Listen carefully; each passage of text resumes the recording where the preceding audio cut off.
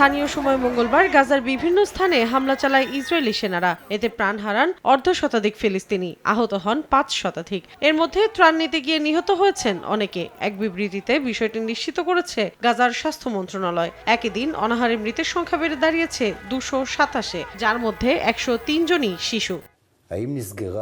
গাজায় যুদ্ধবিরতির প্রচেষ্টা এখন এমন একটি সমন্বিত চুক্তির দিকে এগোচ্ছে যাতে সব জিম্মিকে একসঙ্গে মুক্ত করা হয়, ধাপে ধাপে নয়। মঙ্গলবার এক সাক্ষাৎকারে এমনই ইঙ্গিত দেন ইসরায়েলের প্রধানমন্ত্রী বিনিয়ামিন নেতানিয়াহু। বলেন, ইসরায়েলের দাবিতে কোনো পরিবর্তন হয়নি। সব জিম্মি ফেরত এবং হামাস আত্মসমর্পণ করলেই কেবল যুদ্ধ শেষ হবে। এমনকি ইসরায়েল গাজায় অনির্দিষ্টকালে নিরাপত্তা নিয়ন্ত্রণ বজায় রাখবে বলেও স্পষ্ট বার্তা দেন তিনি।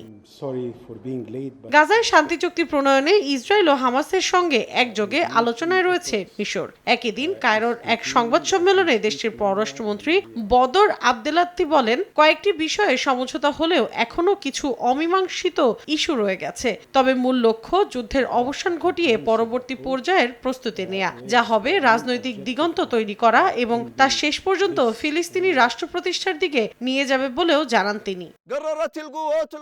এরই মধ্যে ইসরায়েলের হাইফা, নেগেভ, আল রাশরাশ ও বীরশেবার অত্যন্ত গুরুত্বপূর্ণ স্থান লক্ষ্য করে বেশ কয়েকটি ড্রোন হামলার দাবি করেছে ইয়েমেনের হাউথি বিদ্রোহীরা। তবে এ বিষয়ে এখন পর্যন্ত ক্ষয়ক্ষতির কোনো খবর পাওয়া যায়নি। পাশাপাশি অবরুদ্ধ উপত্যকায় চলমান নৃশংসতা বন্ধ না হওয়া পর্যন্ত এ ধরনের অভিযান অব্যাহত রাখার অঙ্গীকার করেছে হাউথিরা। এদিকে তেল আবিবের সেনা সদর দফতরের সামনে যুদ্ধবিরতি ও জিম্মিদের মুক্তির দাবিতে সমাবেশ করেছেন ইসরায়েলের বিমান বাহিনীর সাবেক পাইলট ও রিজার্ভ সদস্যরা।